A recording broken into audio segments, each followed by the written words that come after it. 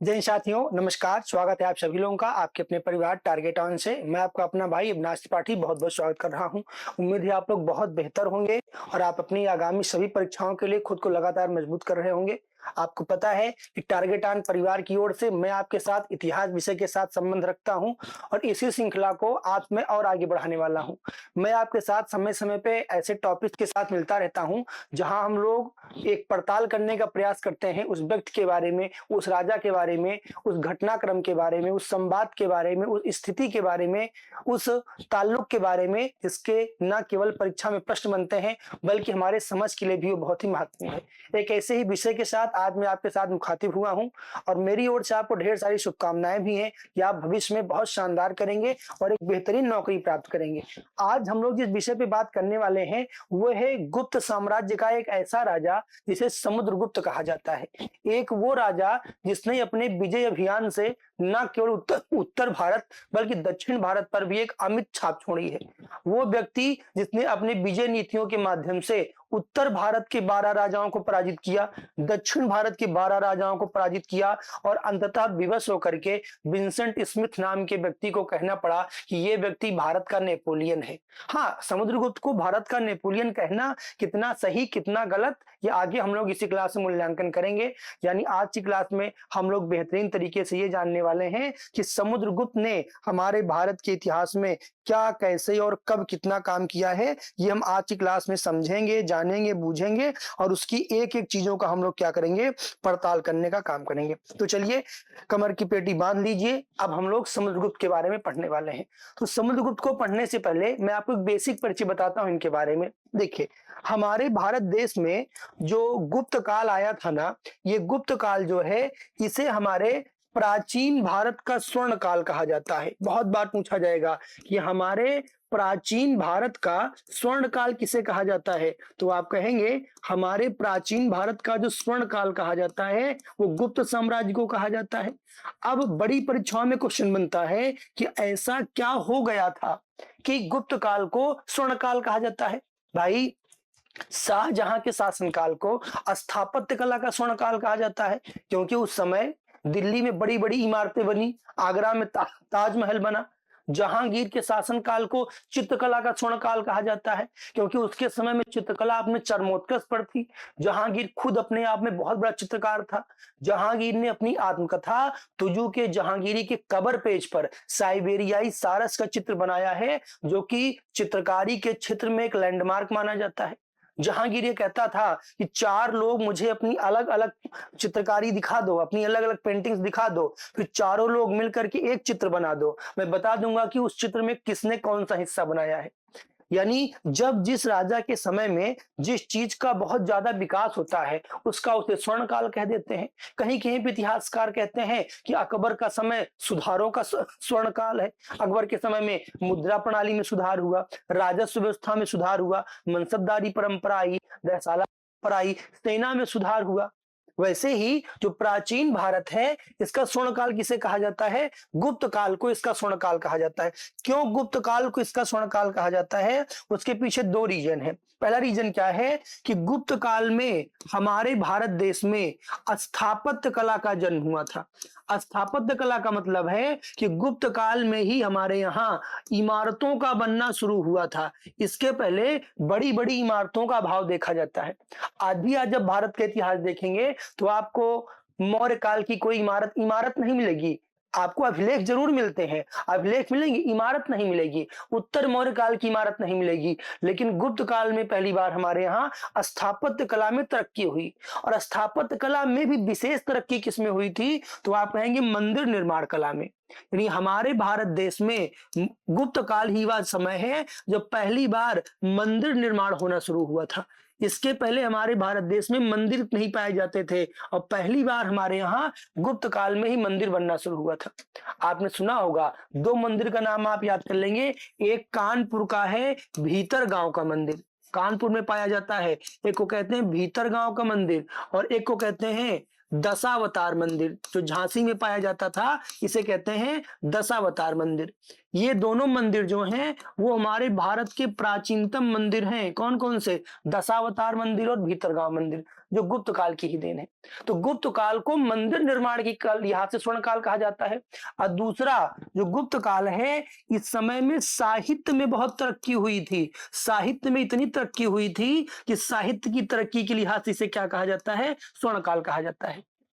अब साहित्य में क्या तरक्की हुई, आपने सुना होगा एक व्यक्ति का नाम, जिनका नाम है कालिदास। कालिदास गुप्त काल में ही पाए जाते थे। कालिदास की रचनाएं आपको पता होगा, नहीं पता है तो मैं बता रहा हूं। विक्रमोर्वशीयम, जो विक्रम और उर्वशी की प्रेम कहानी है। अभिज्ञान शाकुंतलम, शकुंतला और दुष्यंत की प्रेम कहानी है। मालविकाग्निमित्र, मालविका और अग्निमित्र की प्रेम कहानी है। रघुवंशीयम, ऐसी कितनी ही रचनाएं हैं जो कालिदास ने इस समय किया है। इसके अलावा आपने नाम सुना होगा विशाख दत्त का। इसका नाम आपने सुना होगा विशाख दत्त का। इनकी पुस्तक का नाम है मुद्रा राक्षस, और इनकी एक पुस्तक का नाम है देवी चंद्रगुप्तम। आपने नाम सुना होगा शूद्रक का, जिनकी पुस्तक का नाम है मृच्छकटिकम, शूद्रक। और आपने सुना होगा नाम वात्स्यायन का। वात्स्यायन ने क्या किया है, वात्स्यायन ने एक पुस्तक लिखा है कामसूत्र। क्या लिखा है इन्होंने एक पुस्तक लिखा है, इसका नाम है कामसूत्र।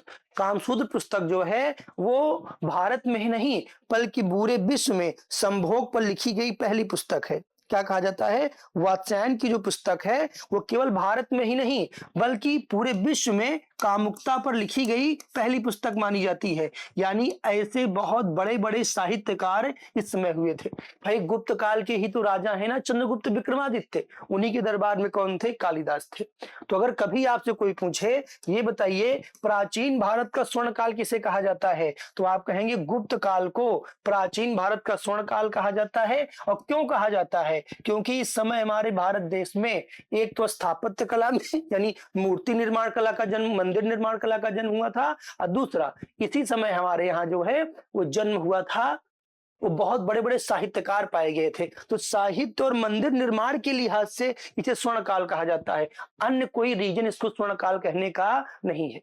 साम्राज्य विस्तार तो गुप्तों से ज्यादा मौर्यों के पास था, मौर्य काल को तो स्वर्ण काल नहीं कहते हैं। तो मैंने आपको रीजन भी समझाया। अब देखिए, अगर आपसे पूछा जाएगा, हम लोग समुद्रगुप्त के आने से पहले थोड़ा सा इसका बेसिक समझेंगे। अगर आपसे पूछा जाए ये बताइए ये जो गुप्त काल है, इस गुप्त काल का संस्थापक किसे माना जाता है, तो आप कहेंगे इनका संस्थापक माना जाता है श्रीगुप्त को। एक श्रीगुप्त नाम के व्यक्ति थे, इन्होंने ही गुप्त साम्राज्य की स्थापना किया है। और श्रीगुप्त थे कौन, तो हमारे यहाँ कुषाणों का शासन चल रहा था और ये कुषाणों के सामंत थे, यानी ये कुषाणों के प्रतिनिधि थे। कुषाणों के प्रतिनिधि के रूप में ये बिहार में कुषाणों के प्रतिनिधि के रूप में काम करते थे। और जैसे जैसे कुषाणों की सत्ता कमजोर हुई वैसे वैसे इन्होंने खुद को मजबूत करना शुरू किया, और एक पीक ऑफ टाइम पे आकर के इन्होंने कुषाणों का अधिकार मानने से मना कर दिया, अपने अनुसार शासन करने लगे मगध में। और जब खुद के अनुसार शासन करेंगे तो ये इन्होंने नए राजवंश की नींव डाल दिया, इसीलिए इनको संस्थापक कहा जाता है। समझ पाए आप लोग। ये जो श्रीगुप्त है ना, देखिए ये जो श्रीगुप्त है, इन श्रीगुप्त को संस्थापक क्यों माना जाता है, क्योंकि इन्होंने दो काम किया है। पहला काम क्या किया है, इन्होंने, थोड़ा मैं आपको बता दे रहा, इन्होंने मगध में मंदिर निर्माण के लिए 24 गांव दान दिए थे। याद करेंगे, लिखा मिलता है भीतरी स्तंभ लेख में कि इन्होंने 24 गांव दान दिया था। कहां, मगध में। क्या करने के लिए, तो एक मंदिर निर्माण के लिए। अब आप खुद सोचिए, अगर ये यहाँ का स्वतंत्र शासक ना होता तो क्या किसी प्रतिनिधि को कोई चीज दान करने का अधिकार होता है, नहीं होता। मान लीजिए मुझे किसी व्यक्ति ने अपने 10 बीघे खेत की जिम्मेदारी दिया है, तो क्या मैं उसमें से 2 बीघा जमीन किसी को दान दे सकता हूं, कतई नहीं दूंगा। यानी अगर ये जो है समझेंगे, अगर ये जो क्या कहते हैं ये जो व्यक्ति है श्रीगुप्त, ये 24 गांव मगध में दान दे रहा है, इसका मतलब ये मगध में खुद को कुषाणों से अलग बना चुका था। समझ पाए। तो आपसे कोई पूछेगा कि इनका संस्थापक कौन है, तो क्या बोलेंगे, कुषाण ये थे।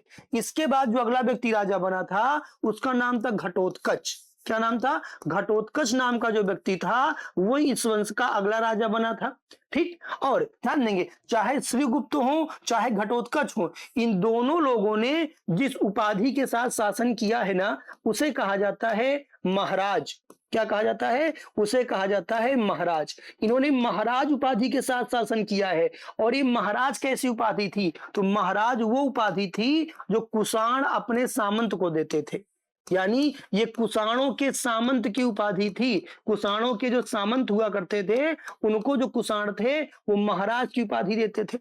यानी ये दो समझेंगे, ये दोनों उस श्रीगुप्त और घटोत्कच ये कब के राजा हैं? जब कुषाणों की सत्ता का पतन हो रहा है। अभी कुषाण इतने मजबूत नहीं रह गए हैं कि ये दोनों लोग पर शासन कर सके, इनको दबा सके। ये दोनों अपने मन से शासन कर रहे हैं, लेकिन ये दोनों भी इतने मजबूत नहीं हुए हैं कि कुषाणों को एकदम से क्या करें? नकार दे। ये गांव दान दे रहे हैं, जो इनके अलग से राजा, स्वतंत्र राजा होने की गवाही दे रहा है, लेकिन ये कुषाणों के सामंत वाली उपाधि से ही काम कर रहे हैं, जो ये बताता है कि अभी पूरी तरीके से कुषाणों का अंत नहीं हुआ था। जैसे आप समझेंगे, यानी आप ऐसे कह सकते हैं कि ये जो दोनों लोग हैं ये दोनों संक्रमण काल के राजा हैं। संक्रमण काल का मतलब होता है ना तो मौर्यों का शासन प्रॉपर स्थापित हो पाया था और ना ही कुषाणों का अंत हुआ था। जैसे शाम के समय में क्या होता है?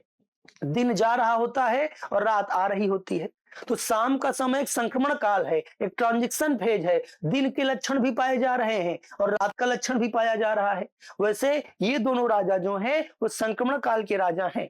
यानी एक और कुषाण जा रहे हैं। कुषाण इतने कमजोर हो गए हैं कि ये लोग खुद से गांव दान दे रहे हैं, लेकिन कुषाण इतने भी कमजोर नहीं हैं कि ये उनके द्वारा दी गई उपाधि को त्याग दें। तो कुल मिलाकर के संस्थापक कौन है? ये है। अगला राजा कौन है? घटोत्कच है। और घटोत्कच के बाद जिसमें अगला व्यक्ति राजा बनता है उसे कहा जाता है चंद्रगुप्त प्रथम। कौन राजा बनता है? अगला राजा बनता है चंद्रगुप्त प्रथम। चंद्रगुप्त प्रथम ने 319 से लेकर के और 350 ईस्वी तक शासन किया है। आप कहेंगे सर अभी तक आपने इन दोनों के बारे में तो नहीं बताया कि कब से कब तक शासन किया है। क्योंकि मेरे भाई इन दोनों लोगों ने स्वतंत्र रूप से कहां शासन किया? ना कोई अभिलेख लिखवाया, ना कोई साहित्य लिखवाया जहां पता चलता। चंद्रगुप्त प्रथम ने क्या किया? 319 में इसका राज्याभिषेक हुआ और 350 तक इसने शासन किया। ये जो चंद्रगुप्त प्रथम है ना, इनका राजा, इसे गुप्तों का वास्तविक संस्थापक कहा जाता है। क्या कहा जाता है? इसे गुप्तों का वास्तविक संस्थापक कहा जाता है। हाँ, संस्थापक पूछेगा तो श्रीगुप्त, वास्तविक संस्थापक पूछेगा तो आप क्या बताएंगे कि चंद्रगुप्त प्रथम इनका वास्तविक संस्थापक है। क्यों वास्तविक संस्थापक है? क्योंकि इसने एक राजा वाला प्रॉपर काम किया। क्या प्रॉपर काम किया? समझेंगे क्यों ये वास्तविक संस्थापक है। इसने पहला काम क्या किया? इसने महाराज वाली उपाधि त्याग करके इसने उपाधि लिया महाराजाधिराज की। कौन सी उपाधि ले रहा है? ये महाराजाधिराज। ये कह रहा है कि मैं महाराजों का महाराज हूं। ये महाराजाधिराज की उपाधि ले रहा है। अभी तक जो इसके दोनों पूर्वज थे वो कुषाणों के प्रभाव से पूरा बाहर नहीं आ पाए थे। वो कहीं ना कहीं कुषाणों के अधीन ही शासन कर रहे थे। ये जो है वो कुषाणों के प्रभाव से बाहर चला जा रहा है और इसने कौन सी उपाधि लिया? महाराजाधिराज की उपाधि। कह रहा मैं महाराजों का महाराज हूं। यानी इसके पास इतनी पावर आ गई थी कि कुषाणों की उपाधि को त्याग दिया और एक राजा के रूप में शासन कर रहा। दूसरा ध्यान देंगे इसने क्या किया? इसका राज्याभिषेक हुआ 319 ईस्वी में। तो इसने राज्याभिषेक होने की खुशी में इसने एक संवत चलाया था, एक कैलेंडर चलाया था जिसे कहा जाता है गुप्त संवत। क्या कहा जाता है? गुप्त संवत। आप मुझे कमेंट करके बताइएगा कि विक्रम संवत और शक संवत कब प्रारंभ हुआ है और किन राजाओं ने प्रारंभ किया है। यानी ये अलग से उपाधि ले रहा है, ये अपना नया कैलेंडर जारी कर रहा है। इसने प्रॉपर तरीके से क्या किया है? इसने प्रॉपर तरीके से पाटलिपुत्र को राजधानी बनाया। यानी ये राजधानी बना करके शासन कर रहा है, नई उपाधि लेकर के शासन कर रहा है और ये नया कैलेंडर जारी कर रहा है। एक राजा का सारा काम कर रहा है कि नहीं कर रहा है। और अपने साम्राज्य को मजबूत करने के लिए इसने क्या किया था? इसने लिच्छवी राजकुमारी से शादी किया था। किस राजकुमारी से? एक लिच्छवी राजकुमारी थी जिनका नाम था कुमार देवी। इसने क्या किया था? लिच्छवी राजकुमारी कुमार देवी से विवाह किया था। कुमार देवी से विवाह। देखिए लिच्छवी उस समय जो थे ना वो बहुत मजबूत हुआ करते थे। तो इसको ये लगता था कि अगर मैं आसपास के सभी बड़े राजवंशों के साथ मेरा संबंध मधुर हो जाए तो मेरा साम्राज्य बड़ा हो जाएगा। और लिच्छवी बहुत पुराने समय से, जब हमारे यहाँ महाजनपद काल चल रहा था, तो महाजनपद काल से ही जो लिच्छवी थे ना वो बहुत मजबूत पाए जाते थे। आपने नाम सुना होगा, लिच्छवियों को हराने के लिए ही अजात शत्रु ने वर्षकार की सहायता से उसने आक्रमण किया था लिच्छवियों पर। तो लिच्छवी बहुत पुराने समय से बहुत फेमस थे। हाँ, गुप्त काल तक आते आते लिच्छवियों की जो स्थिति है वो हींग के डब्बे जैसी हो गई थी। हींग के डब्बे का मतलब है कि डब्बा महक तो रहा है लेकिन अंदर हींग नहीं है। यानी लिच्छवी कमजोर हो गए थे, लेकिन फिर भी जैसे अभी कोई व्यक्ति ये कहे कि किसी की शादी मायावती के परिवार में हो, तो मायावती की राजनीतिक स्थिति शून्य हो चुकी है, वो राजनीतिक रूप से शून्य हो चुकी है, लेकिन फिर भी क्या उनके यहाँ शादी करना किसी व्यक्ति के लिए गौरव की बात होगी कि नहीं होगी? कहेंगे हमारी मौसिया सास मायावती है। तो ऐसे ही इसने क्या किया, लिच्छवी से शादी किया। यानी ये साम्राज्य विस्तार के लिए शादी कर रहा है, नया कैलेंडर जारी कर रहा है, नई उपाधि ले रहा है, राजधानी बना रहा है। तो इसे संस्थापक माना, वास्तविक संस्थापक कहा जाएगा कि नहीं कहा जाएगा? और इसने क्या किया, जब जब जब ये 350 ईस्वी आई और इसको लगा कि हाँ अब मैं बूढ़ा हो चुका हूं, तब इसने क्या किया, अपने पुत्र समुद्रगुप्त को इसने क्या किया था, सत्ता सौंप दिया था। क्या किया था इसने, समुद्रगुप्त को अपने सत्ता सौंप दिया था। तो पहले श्रीगुप्त, फिर घटोत्कच, फिर चंद्रगुप्त प्रथम और फिर कौन आएगा, समुद्रगुप्त। और आज हमारी चर्चा का विषय क्या है, आज हमारी चर्चा का विषय है समुद्रगुप्त। आइए हम लोग देखते हैं कि हमको किसके बारे में सीखना है। हमको सीखना है समुद्रगुप्त के बारे में। किसके बारे में, समुद्रगुप्त के बारे में। बहुत ही ऐतिहासिक राजा है समुद्रगुप्त। इसका राज्याभिषेक हुआ है, ये राजा बना है 350 ईस्वी में और इसने शासन किया है 375 ईस्वी तक। लगभग 25 साल इसने शासन किया है और इन 25 साल के शासन में इसने भारत में वो काम किया कि लोग इसे भारत का नेपोलियन कहने के लिए विवश हो जाते हैं। अब हम इसके एक एक पॉइंट पे, हम इसके एक एक बिंदु पे क्या करेंगे, चर्चा करना प्रारंभ करेंगे। चलिए आइए हम लोग देखते हैं इनके बारे में। ध्यान देंगे, हम अगर समुद्रगुप्त की बात करेंगे तो से पूछा जाएगा कि इनके पिता का क्या नाम था, तो अभी तक आप कहेंगे सर ये बताने वाली बात थोड़े है, इनके पिता का क्या नाम था, चंद्रगुप्त प्रथम जो है वो इनके पिता का नाम था। इनकी माता का क्या नाम था, तो कहेंगे अभी बताने वाली बात नहीं है, इनकी माता का नाम हुआ करता था कुमार देवी। क्या नाम हुआ करता था, कुमार देवी जो है वो इनकी माता का नाम हुआ करता था। यानी ये चंद्रगुप्त प्रथम और कुमार देवी का क्या था, ये पुत्र था। ठीक, फिर ध्यान देंगे, ये जो समुद्रगुप्त है ना, इसके बारे में जानकारी हमको मिलती है प्रयाग प्रशस्ति से। ये क्या नई चीज आ गई, समझेंगे। अगर कभी आपसे कोई पूछे कि हमको इनके बारे में जानकारी कहाँ से मिलती है, तो आप कहेंगे प्रयाग प्रशस्ति से मिलती है। प्रयाग मतलब एक जगह है, जिसे इलाहाबाद कहा जाता था, प्रयाग। और प्रशस्ति का मतलब होता है प्रशंसा। यानी हमको प्रयाग में एक अभिलेख मिला है जिसमें समुद्रगुप्त की प्रशंसा लिखी गई है, उसकी बड़ाइयां लिखी गई हैं। और ये किसने लिखवाया है, तो इनके दरबारी कवि हुआ करते थे हरिसेन। ये नाम याद करेंगे, इनके दरबारी कवि थे हरिसेन। हरिसेन ने क्या किया है, इनके बारे में ये लिखवाया है।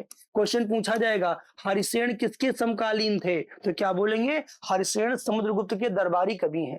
जैसे पृथ्वीराज चौहान के दरबारी कवि हैं चंद्रवरदाई, वैसे इनके दरबारी कौन थे, हरिसेन जो हैं वो इनके दरबारी हुआ करते थे। क्या हुआ करते थे, इनके दरबारी हुआ करते थे।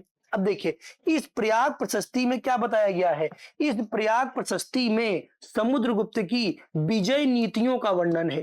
किस नीति का वर्णन है, इनकी विजय नीति का वर्णन है। यानी इन्होंने कैसे आसपास के राजाओं को जीता, कैसे, मैं भी आपको बताऊंगा इनकी विजय नीति क्या है। तो इनकी विजय नीति का वर्णन कहाँ किया गया है, प्रयाग प्रशस्ति में किया गया है। और इनकी जो विजय नीति है इसमें क्या बताया गया है, बताया गया है कि इसने नॉर्थ इंडिया यानी उत्तर भारत के 12 राजाओं को पराजित किया है और साथ में इसने साउथ इंडिया के 12 राजाओं को इसने क्या किया है, पराजित किया है। यानी उत्तर भारत के 12 राजाओं को और दक्षिण भारत के 12 राजाओं को क्या किया है, इसने पराजित किया है। और ऐसा नहीं कि सेना लेकर के गया और बहुत बड़ी सेना से मार काट के एकदम से बराबर कर दिया, इसने बकायदा स्ट्रेटेजिकली एक योजना के तहत, अब अभी मैं आपको योजना बताऊंगा तो आपको लगेगा कि वास्तव में ये व्यक्ति बहुत बुद्धिमान था। तो बहुत योजना के तहत इसने क्या किया है, उत्तर भारत और दक्षिण भारत के 12 राजाओं को पराजित किया है। तो समुद्रगुप्त की जानकारी हमको मिलती है प्रयाग प्रशस्ति से, जो हर्षेन ने लिखवाई है। इसमें इनकी विजय नीतियों का वर्णन है। अब देखिए, इनकी ये जो विजय नीतियां है ना, इस विजय नीति का अध्ययन करने के बाद, इसके साम्राज्य विस्तार की नीति का अध्ययन करने के बाद एक इतिहासकार हैं जिनका नाम है विंसेंट स्मिथ। एक इतिहासकार हैं जिनका नाम है विंसेंट स्मिथ। विंसेंट स्मिथ ने कहा कि ये व्यक्ति जो है वो भारत का नेपोलियन है।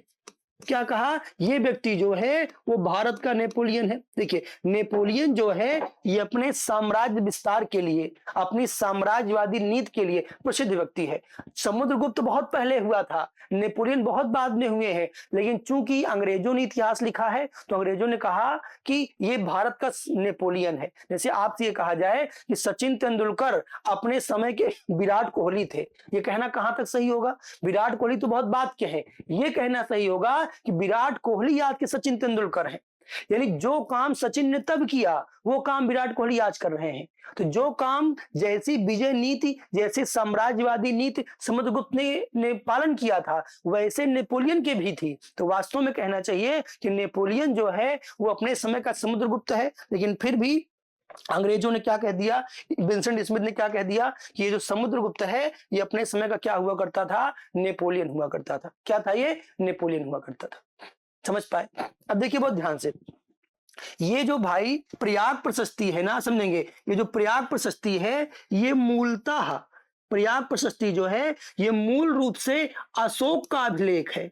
किसका अभिलेख है? मूल रूप से जो प्रयाग प्रशस्ति है ये अशोक का अभिलेख है। और ये कहां पाई जाती थी? इसको अशोक ने कौशाम्बी में बनवाया था। यानी ये कौशाम्बी में पाई जाने वाली अशोक का एक क्या था? अभिलेख था। और इसी अभिलेख पर बाद में समुद्रगुप्त ने क्या कर दिया? इसी अभिलेख पर बाद में समुद्रगुप्त ने अपने, समझेंगे, कौशाम्बी में अशोक ने एक स्तंभ बनवाया, उसमें अपने बारे में लिखवा दिया। बाद में समुद्रगुप्त ने क्या किया? उसी में अपना भी क्या कर दिया? अपने बारे में भी लिखवा दिया।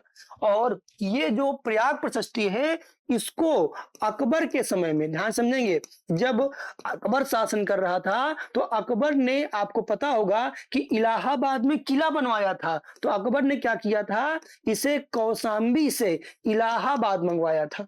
कहाँ मंगवाया था? इसे कौशाम्बी से इलाहाबाद मंगवाया था। पूछा जाता है कि प्रयाग प्रशस्ति में किन किन राजाओं का वर्णन है? प्रयाग प्रशस्ति में कितने राजाओं का वर्णन है? तो प्रयाग प्रशस्ति में कुल 5 लोगों का वर्णन है, इसमें से 4 राजा हैं।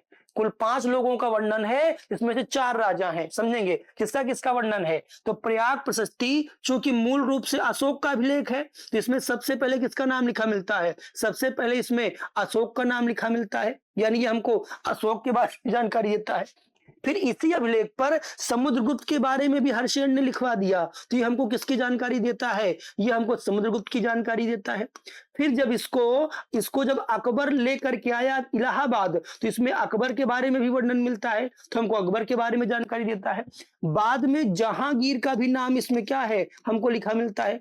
तो ये 4 राजा हैं जिनका वर्णन मिलता है, और साथ में इसमें बीरबल का भी नाम लिखा मिलता है। यानी इसमें बीरबल की कृत्य का भी उल्लेख है। तो देखिए कुल कितने लोग हैं? कुल मेरे भाई, मेरे बाबू 5 लोग हैं। कौन कौन से? अशोक हो गए, समुद्रगुप्त हो गए, अकबर हो गए, जहांगीर हो गए और बीरबल हो गए। लेकिन राजा पूछे तो कितने बोलेंगे? आप कहेंगे राजा इसमें 4 हैं। कौन कौन से? अकबर, समुद्रगुप्त, अशोक है। तो राजा कुल 4 हैं, व्यक्ति कुल कितने हैं? 5। तो 4 राजाओं का वर्णन है और कुल 5 व्यक्तियों का इसमें वर्णन किया गया है। एक बार फिर से आप देखेंगे समुद्रगुप्त के बारे में मैं आपको क्या समझा रहा हूं। समुद्रगुप्त के बारे में आप बोलेंगे ये कुमार देवी का पुत्र था और ये चंद्रगुप्त प्रथम का पुत्र था। इसकी जानकारी हमको प्रयाग प्रशस्ति से मिलती है, जो इनके दरबारी कवि हर्षेन ने संस्कृत भाषा में लिखवाया है। भाषा आप लिखना चाहे तो लिख लेंगे, संस्कृत में लिखवाया है। इसमें इनकी विजय नीतियों का वर्णन है।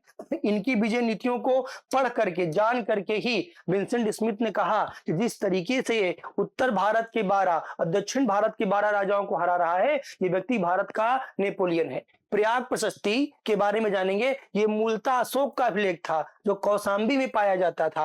अकबर इसको इलाहाबाद लेकर के आया था अपने किले में। इसमें कुल 5 लोगों का, 4 राजाओं का वर्णन मिलता है। व्यक्ति पूछे तो 5 और मानव राजा पूछे तो क्या बोलेंगे, इसमें कुल 4 राजाओं का हमको वर्णन मिलता है।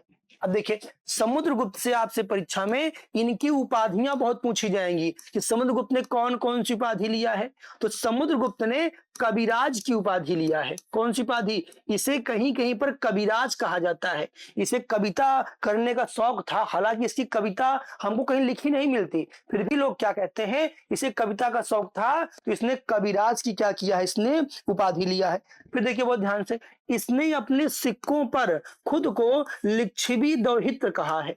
इसने अपने सिक्कों पर खुद को लिच्छवी दौहित्र कहा है। अब लिच्छवी दौहित्र क्या है? लिच्छवी का मतलब हो गया लिच्छवी, और दौहित्र का मतलब होता है दुहिता का पुत्र, और दुहिता मतलब होता है पुत्री।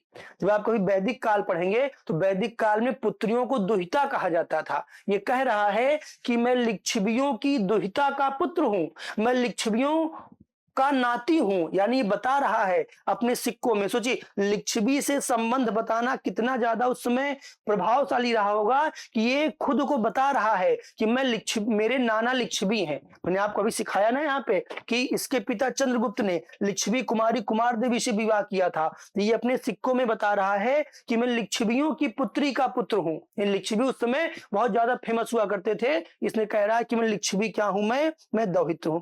फिर जान लेंगे, ये स्वयं को परम भागवत कहता है। क्या कहता है? ये स्वयं को परम भागवत कहता है। यानी गुप्त काल में राजा खुद को भगवान मानने लगे थे। मौर्य काल के राजा खुद को देवताओं का प्रिय कहते हैं, देवा नाम प्रिय की उपाधि लेते हैं। उत्तर मौर्य काल के राजा खुद को देवताओं का पुत्र कहते हैं, तो देवपुत्र की उपाधि लेते हैं। और गुप्त काल के राजा स्वयं को देवता समझने लगे थे, तो भागवत और परम भागवत जैसी उपाधि लेते हैं। और उत्तर गुप्त काल के राजा हर्षवर्धन लोग खुद को भगवान से बड़ा समझने लगे थे, तो भगवानों के भी भगवान खुद को कहा करते थे। तो इसने क्या किया है? परम भागवत की उपाधि लिया है। ये खुद को पराक्रमांक कहता था कि मैं पराक्रमांक हूं। ऐसी बहुत सारी इसने क्या किया है? उपाधियां लेने का काम किया है। दो आपको, एक आपको लिच्छवी दौहित्र वाली याद करना है और एक आपको कविराज वाली याद करना है। ये 2 उपाधियां हैं जो परीक्षा में आपसे पूछी जा सकती हैं। अगर आप कोई छोटा एग्जाम देंगे तो उनसे इतना ही क्वेश्चन बनता है, लेकिन अगर आप कभी कोई बड़ी परीक्षा देने जाएंगे तो आपसे पूछा जाता है कि ये बताइए, जो हमारे यहाँ समुद्रगुप्त हुआ था, इस समुद्रगुप्त ने किस विजय नीति का पालन किया है? तो बहुत ध्यान से कंसंट्रेट होकर के आप ये सीखेंगे कि इसकी कौन सी विजय नीतियां हैं, जिस विजय नीति से इसने उत्तर भारत के, दक्षिण भारत के राजाओं को हराया था। और इसी विजय नीति की वजह से इसे लोग क्या कहते हैं? इसे भारत का नेपोलियन कहते हैं। तो मैं आपको समझाने चल रहा हूं कि इसकी विजय नीतियां कौन कौन सी हैं। ठीक, इसने कुल 5 विजय नीतियों का पालन किया है। पांचों का वर्णन प्रयाग प्रशस्ति में है और संस्कृत भाषा में है। देखिए बहुत ध्यान से, सबसे पहले इसने क्या किया था? उत्तर भारत जीता था। क्या किया था? चूंकि मगध का राजा था, तो सबसे पहले इसने क्या जीता था? उत्तर भारत जीता था। पहले इसने उत्तर भारत के 3 राजाओं को हराया, फिर दक्षिण भारत चला गया था। जब दक्षिण भारत गया तो उत्तर भारत में विद्रोह होने लगा, तो फिर वापस आया, उत्तर भारत के 9 राजाओं को हराया। यानी इसने उत्तर भारत के पहले 3 राजाओं को हराया है, फिर 9 राजाओं को हराया, और कुल इसने कितने राजाओं को हराया है? उत्तर भारत के इसने 12 राजाओं को क्या किया है? पराजित करके ये केवल और केवल उत्तर भारत में अकेले एकमात्र राजा कौन बना था? यह समुद्रगुप्त। अब देखिए, जो इसके उत्तर भारत की नीति है, जिस नीति से इसने उत्तर भारत का जीता है, इस नीति का पालन किया है, उसे कहा जाता है राज्य प्रस्वोद्धरण। क्या कहा जाता है? इसे कहा जाता है राज्य प्रस्वोद्धरण। अब ये संस्कृत में लिखा गया है, वो कहाँ लिखा गया है? प्रयाग प्रशस्ति में। इसका हिंदी में अर्थ क्या होता है? इसका हिंदी में अर्थ होता है कि राज्यों को, इसका हिंदी में अर्थ होता है राज्यों को समूल नष्ट कर देना। इसका अर्थ होता है राज्यों को समूल नष्ट कर देना। यानी इसने उत्तर भारत के जितने राजाओं को हराया, किसी को इसने जिंदा नहीं छोड़ा और सीधा उनको समाप्त किया और उनके साम्राज्य को अपने साम्राज्य में क्या किया? इसने मिला लिया। यानी इसने उत्तर भारत में किसी राजा को छोड़ा नहीं, सबको सबके राज्य का इसने क्या किया, उद्धार कर दिया, राज्य प्रस्फोद्धरण कर दिया, सबके राज्यों को समूल नष्ट कर दिया और सबको अपने में क्या किया, इसने मिलाने का काम किया। यही क्वेश्चन आपसे पूछ लिया जाएगा कि उत्तर भारत पर इसने कैसा शासन किया है, तो आप कहेंगे उत्तर भारत के सभी राजाओं को हरा करके इसने प्रत्यक्ष शासन किया, इसने डायरेक्ट शासन किया, एक भी राजा को जिंदा नहीं छोड़ा। समझ पाए? उत्तर भारत की नीति क्या है, राज्य प्रस्फोद्धरण।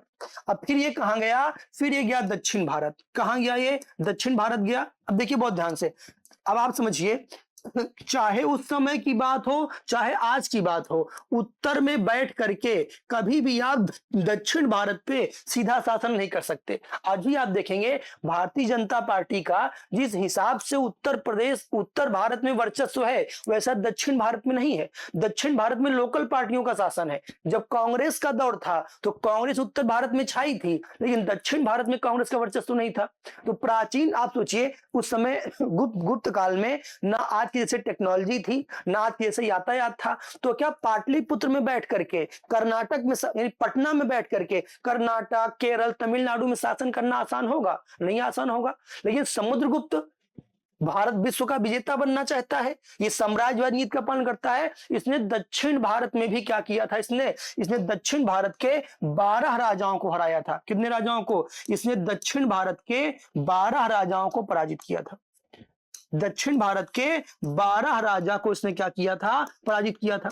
लेकिन आप जानते हैं कि उत्तर भारत में बैठ करके उस समय वहां शासन करना आसान नहीं था। यहां इसने किस नीति का पालन किया है, यहां इसने जिस नीति का पालन किया उसे कहा जाता है ग्रहण मोक्ष, उसे कहा जाएगा ग्रहण मोक्ष अनुग्रह।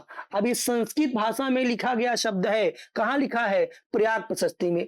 इसने दक्षिण भारत के लिए ग्रहण मोक्ष अनुग्रह नीति का पालन किया। ग्रहण मतलब प्राप्त करना, मोक्ष मतलब मुक्त कर देना, अनुग्रह मतलब अपना अनुग्रहित बना लेना। यानी इसने क्या किया, इसने दक्षिण भारत के राज्यों को पहले जीता, जीतने के बाद उनको अपने पास बुलाया, कहा कि मैंने तुमको हरा दिया है, तुम अब मेरे सामने नतमस्तक हो। हमने कहा हाँ महाराज, हम आपके सामने नतमस्तक हैं। इसने कहा मैं तुमको मुक्त करता हूं।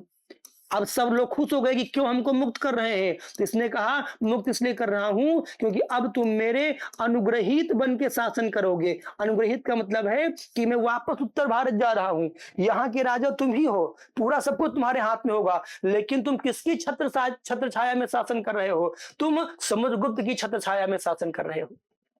अकबर ने भी राजपूतों के प्रति इसी नीति का पालन किया था। वो राजपूतों को हराता था और फिर उनको कहता था कि आप यहाँ के राजा रहिए, बस आप ये एक्सेप्ट करिए कि मैं अकबर की छत्र छाया में शासन कर रहा हूं। यानी जहां उत्तर भारत के राजाओं को सीधा नष्ट कर दिया क्योंकि वो उसके बगल के राजा थे। अगर आप अपने बगल में दुश्मन छोड़ेंगे तो आपका ज्यादा नुकसान होगा, दूर दुश्मन होगा कम नुकसान होगा। तो उत्तर भारत में इसने डायरेक्ट शासन किया और दक्षिण के इसने 12 राजाओं को हराया। पहले हराया, फिर अपने सामने झुकाया और फिर इसने क्या किया, उनको मुक्त करते हुए कहा कि आज के बाद तुम मेरे प्रतिनिधि के तौर पे यहां शासन करोगे। यानी आपसे अगर कोई पूछे कि इसने दक्षिण भारत पे कैसा शासन किया है तो आप क्या कहेंगे, इसने दक्षिण भारत पे अप्रत्यक्ष शासन किया है, क्योंकि ये जानता था उत्तर भारत में बैठ करके और वहां शासन करना आसान नहीं है। बाद में जब अलाउद्दीन खिलजी नाम का राजा होगा, उसका एक किन्नर यानी हिजड़ा सेनापति होगा मलिक कफूर, वो भी दक्षिण भारत जीतेगा, तो अलाउद्दीन खिलजी भी इसी नीति का पालन करेगा, वहां के राजा को वहां का राजा रहने देगा। मजबूरी थी, जैसे आप पटना वापस आएंगे फिर विद्रोह हो जाएगा, जैसे आप दिल्ली वापस आएंगे फिर विद्रोह हो जाएगा। इससे अच्छा उनको अपना प्रतिनिधि बना लिया जाए। तो उत्तर भारत में सीधा शासन किया और दक्षिण भारत में इसने क्या किया था, इस तरीके से शासन किया था। अब देखिए बहुत ध्यान से, इसके अलावा उस समय कुछ इनके सीमावर्ती राज्य थे, यानी जो इनके राज्यों के आसपास के राज्य थे उन्हें कहा जाता है सीमावर्ती राज्य। कुछ इनके सीमावर्ती राज्य थे।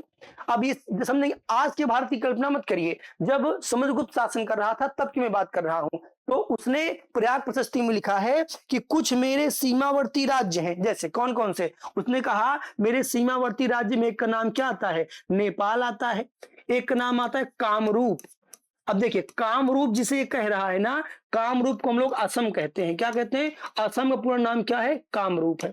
इसने कहा समतट, समतट कोई एक जगह है, आज ये कौन सी जगह है ये पता नहीं चलता। ड्वाक, ये सब प्रयाग प्रशस्ति में लिखे गए स्थल है। कुल मिला के आप जानिए, इसने कहा कुछ सीमावर्ती राज्य हैं, जैसे मेरे राज्य से जुड़े, जैसे नेपाल हो गया, जैसे असम हो गया, जैसे समतट हो गया, जैसे ड्वाक हो गया। इसने यहाँ का अभियान किया, यहाँ के राजा को हराया, और हरा के इसने यहाँ किस नीति का पालन किया? इसने यहाँ के सर्व कर दानाकरण, सर्व कर दानाकरण प्रणामम, ये नीति है। इसने क्या किया? कहां लिखी मिलती है? प्रयाग प्रशस्ति में। इसने कहा कि तुम लोगों को, सर्व मतलब सभी प्रकार का, कर मतलब टैक्स, मुझको मैं जो जो टैक्स लगाऊंगा सब तुमको देना पड़ेगा, और जब मैं तुम्हारे सामने आऊंगा तो मुझको प्रणाम करना पड़ेगा, तभी मैं तुमको छोड़ रहा हूं। देखिए अंतर समझेंगे, दक्षिण भारत में जो राजा हैं वो खुद से टैक्स लगाएंगे, खुद से टैक्स वसूलेंगे, और उसका एक हिस्सा समुद्रगुप्त को भेज दिया करेंगे। समुद्रगुप्त को यहाँ कोई मतलब ही नहीं है। लेकिन जो सीमावर्ती राज्य हैं, यहाँ पे टैक्स कौन लगाएगा? समुद्रगुप्त लगाएगा। वो वसूलेंगे कौन? यहाँ के राजा वसूलेंगे, और समुद्रगुप्त को भेजेंगे। जब समुद्रगुप्त मिलेगा उससे प्रणाम भी करेंगे। यानी कहा गया, यहाँ कहा गया कि सभी प्रकार का कर देते हुए, कहा गया मेरे द्वारा लगाया गया सभी प्रकार का कर देते हुए, सभी प्रकार का कर देते हुए प्रणाम करना पड़ेगा। क्या करना पड़ेगा? जब मिलूंगा तो प्रणाम, यानी कह रहा मेरा सम्मान भी करो, और मैं जो जो तुमको कहूं सब तुम क्या करो? उसका तुम पालन भी करो। यानी यहां डायरेक्ट शासन किया या इनडायरेक्ट शासन किया, इनसे कह रहा जो जो कर लगाऊंगा सब मुझको दो, और यहाँ के राजा तुम क्या हो? बने रहो। अब देखिए बहुत ध्यान से, फिर इसके समय में यानी समुद्रगुप्त के समय में इसने कुछ विदेशी राज्यों को भी जीता था। कि कौन से राज्यों को? इसने कुछ विदेशी राज्यों को जीता था। हालांकि वो विदेशी राज्य आज के विदेशी राज्य नहीं है, लेकिन समुद्रगुप्त के समय में उन भूभागों को विदेशी राज्य ही समझा जाता था। जैसे समझेंगे, इनके समय में जो विदेशी राज्य थे वो कौन कौन से हैं? जैसे समझेंगे, विदेशी राज्य थे सिंघल द्वीप। सिंघल द्वीप का मतलब क्या हो गया? श्रीलंका। क्या हो गया? सिंघल द्वीप हो गया श्रीलंका। ठीक। शक, शक आप जानते हैं भारत देश में आए थे। मुरुंड, अब ये सब आसपास के ही राज्य थे, लेकिन इसने क्या लिखा है? इनके लिए विदेशी राज्य शब्द का प्रयोग किया गया। श्रीलंका, शक हमारे यहां मध्य एशिया से आए थे, यानी ये शकों को, सिंघल द्वीप, मुरुंड को भी इसने क्या किया था? देवापुत्र, शासानुशाही, बहुत सारे नाम है जो इसने लिखे हैं। अब देखिए यहां इसने किस नीति का पालन किया है? यहां इसने इस नीति का पालन किया है, सबसे खतरनाक नीति वही है। इसने यहाँ पे कन्योपायन नीति का पालन किया है। किस नीति का पालन किया है? कन्योपायन नीति का पालन किया है। यानी ये गया कहां पे? विदेशी राज्यों में गया, श्रीलंका गया, ये शकों के यहां गया, उनको हराया, और सोचा अगर हरा करके वापस चला जाऊंगा तो बाद में फिर युद्ध करेंगे, मैं कोई ऐसी नीति यहां पे लगा देता हूं कि बाद में युद्ध करे ही ना। इसने क्या किया? उनकी कन्याओं का उपनयन, कन्योपायन, उनकी कन्याओं का उपनयन करवा दिया अपने लौंडों के साथ में, यानी अपने राजकुमारों के साथ में, अपने सैनिकों के साथ में जबरदस्ती इसने उनकी लड़कियों का विवाह करा दिया। ये बात शकों को बहुत बुरी लगेगी। किसी की लड़की से आप जबरदस्ती शादी कर लीजिए तो बात बुरी लगेगी। आगे शक इसका बदला भी लेंगे। जब मैं आपको अगली क्लास में पढ़ाऊंगा चंद्रगुप्त विक्रमादित्य के बारे में, तो वहां मैं आपको पढ़ाऊंगा। कन्योपायन नीति का मतलब होता है कि इनकी कन्याओं से, कन्योपायन नीति का मतलब होता है इनकी कन्याओं मतलब पुत्रियों से, इनकी कन्याओं का उपनयन यानी विवाह, इनकी कन्याओं का उपनयन जबरन जबरन जबरन अपने कुमारों से करवाना, यानी अपने राजकुमारों से, जबरन अपने कुमारों से करवाना। अब आप बताइए ये शक वगैरह जो हैं ये कितना इससे खिसियाए रहे होंगे। जब तक समुद्रगुप्त गद्दी पे बैठेगा तब तक तो ये लोग खुद को दबाए रहेंगे। जब समुद्रगुप्त की मृत्यु होगी और शासन कमजोर होगा तो ये भी क्या करेंगे? बदला लेंगे। यानी उत्तर भारत में राज्य प्रस्फोधन नीति, दक्षिण भारत में ग्रहण मोक्ष अनुग्रह, समवर्ती भारत में जो आसपास के इलाके थे वहां सर्वकर दानाकरण नीति का पालन करेंगे, और विदेशी राज्यों में कन्योपायन नीति का पालन करेंगे। पांचवी क्या है वो मैं आपको बता दे रहा हूं। पांचवा है, एक थी आटविक जनजाति, एक जनजाति मैं यहां लिख दे रहा हूं, उसका नाम है आटविक जनजाति। किसका वर्णन लिखा मिलता है। और ये जो आठवीं जनजाति थी ये पाई जाती थी उस समय गाजीपुर से लेकर के और जबलपुर के बीच में। गाजीपुर आप जानते हैं यूपी में है और जबलपुर जो है वो एमपी में है, यानी गाजीपुर से लेकर के और जबलपुर के बीच में एक जनजाति पाई जाती थी जिसे कहते हैं आठवीं जनजाति। और ये जनजाति जो है वो बहुत लूटमार किया करती थी। इस जनजाति ने अशोक को भी परेशान किया था। अशोक ने अपने लेख में लिखा है कि कलिंग युद्ध के बाद मैंने शस्त्र को त्यागा है लेकिन शस्त्र चलाना भूला नहीं हूं, तो आठवीं जनजाति के लोग ध्यान दो, अगर तुम लोग लूटपाट करोगे तो मैं फिर से हथियार उठाऊंगा। यानी इन लोगों ने अशोक के नाक में भी क्या किया था, दम कर दिया था। इनके लिए उसने किस नीति का पालन किया है, तो जो आठवीं जनजाति हैं इनके लिए उसने जिस नीति का पालन किया उसे कहा जाता है परिचारकीकृत। क्या कहता है, इनके लिए उसने परिचारकीकृत नीति का पालन किया है। परिचारकीकृत नीति का मतलब क्या होता है, यहां गया, इनको हराया और हरा करके इनको अपना परिचायक, परिचायक का मतलब होता है इनको अपना गुलाम बना लिया। क्या किया, इनको अपना गुलाम बना लिया, यानी इनको हराया और हराने के बाद क्या किया, कहा तुम लोग स्वतंत्र रहने के काबिल नहीं हो, तुमको मैं क्या बनाता हूं, तुमको मैं अपना गुलाम बनाता हूं। क्या किया इसने, कहा तुमको मैं अपना गुलाम बनाता हूं, यानी इनको हराया और हरा के क्या किया, उनको अपना गुलाम बना लिया। चलिए एक बार बताएंगे, मैंने आपको इनको पांचों नीतियां सिखाई, यानी इसने 5 नीति का पालन करके आसपास के राजाओं को हराया है। उत्तर भारत के राजाओं को इस नीति से हराया, दक्षिण भारत के राजाओं को इस नीति से हराया, यहाँ डायरेक्ट शासन किया, यहाँ इनडायरेक्ट सीमावर्ती राज्यों से कहा जो जो टैक्स लगाऊंगा देना पड़ेगा, हम उसको नमस्ते करना पड़ेगा, मेरा सम्मान करो। विदेशी राज्यों से जबरदस्ती उनकी कन्याओं का विवाह करवा दिया और आठवीं जनजाति को इसने हराया, हरा करके इसने क्या किया था, अपना गुलाम बना लिया था। क्या किया था इसने, अपना गुलाम बना लिया था। चलिए एक बार कमेंट करेंगे कि आप इसको समझ पाए। फिर देखिए कुछ इनके बारे में और बातें मैं आपको बता दे रहा, समझेंगे। जब ये गद्दी पे बैठे थे ना, तभी श्रीलंका के एक शासक थे, श्रीलंका के शासक थे जिनका नाम था मेघवर्ण। क्या नाम था, श्रीलंका के शासक का नाम था मेघवर्ण। मैंने आपको समझाया कि श्रीलंका के राजा को पराजित किया था, तो श्रीलंका के शासक थे मेघवर्ण। और मेघवर्ण ने मगध में, यानी इसके राज्य में, मेघवर्ण ने मगध में बौद्ध मठ बनाने की अनुमति मांगी थी। क्या किया था, बौद्ध मठ बनाने की अनुमति मांगी थी।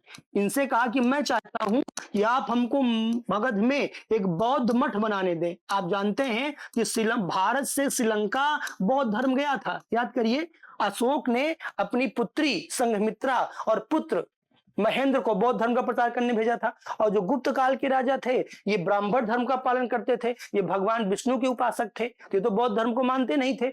तो इन्हीं, ये क्वेश्चन पूछा गया था एक परीक्षा में, पूछा गया श्रीलंका का शासक मेघवर्ण किसका समकालीन है, समुद्रगुप्त का। उसने क्या किया था, इनसे बनाने की अनुमति मांगी थी और इसने अनुमति दे भी दिया था। यानी मेघवर्ण ने क्या किया था, इनसे अनुमति प्राप्त की थी, एक बौद्ध मठ बनवाया था जो आगे जाकर के बहुत ज्यादा फेमस हुआ। क्या समुद्रगुप्त धर्म के नाम पे बहुत कट्टर राजा होता तो क्या उनको ये मठ बनाने की अनुमति देता, वो कभी ना देता अनुमति। इसके अलावा इनके दरबार में एक बहुत बड़े बौद्ध विद्वान भी पाए जाते थे। इनके दरबार में एक बहुत बड़े बौद्ध विद्वान भी पाए जाते थे जिन्हें कहा जाता है वसुबंधु। क्या नाम याद करेंगे, वसुबंधु जो हैं वो इनके दरबार में पाए जाने वाले बहुत बड़े बौद्ध विद्वान थे जिनको इन्होंने क्या किया था, संरक्षण देने का काम किया था। क्या करने का, संरक्षण। मैंने आपको सिखाया है, याद करेंगे, कि सबसे पहले स्वर्ण सिक्का हिंद यवन राजाओं ने जारी किया है, सबसे शुद्ध स्वर्ण सिक्का कुषाण वंश के राजाओं ने जारी किया है और सबसे ज्यादा स्वर्ण सिक्का गुप्त काल के राजाओं ने जारी किया है। समुद्रगुप्त ने बहुत सारे गोल्ड कॉइन्स या कॉइन्स जारी किए हैं। कौन कौन से कॉइन्स जारी किए हैं एक एक करके सीखेंगे। जो इसने एक सिक्का जारी किया है उसे कहा जाता है वीणा वादन प्रकार का सिक्का। क्या कहा जाएगा, वीणा वादन प्रकार का सिक्का। यानी इसके सिक्के पर इसका चित्र बना है और ये वीणा बजा रहा है। पूछा जाएगा कि कैसे, गुप्त काल का कौन सा राजा संगीत का प्रेमी था, तो आप कहेंगे समुद्रगुप्त संगीत का प्रेमी था, क्योंकि इसके सिक्के पर इसको क्या बजाते हुए दिखाया गया है, इसको वीणा बजाते हुए दिखाया गया है। तो संगीत का प्रेमी व्यक्ति है, इसके दरबार, इसके सिक्के से पता चलता है, क्योंकि इसके सिक्के पे इसको बीड़ा बजाते हुए क्या किया गया है, दिखाया गया है। फिर ध्यान देंगे, इसने गरुण प्रकार का सिक्का चलाया है। गरुण प्रकार के सिक्के से क्या पता चलता है, ये भगवान विष्णु का उपासक था। यानी ये सब लोग जो हैं वो भगवान विष्णु के उपासक थे, क्योंकि आप जानते हैं भागवत धर्म से ही किसका संबंध होता है, गुण का संबंध होता है।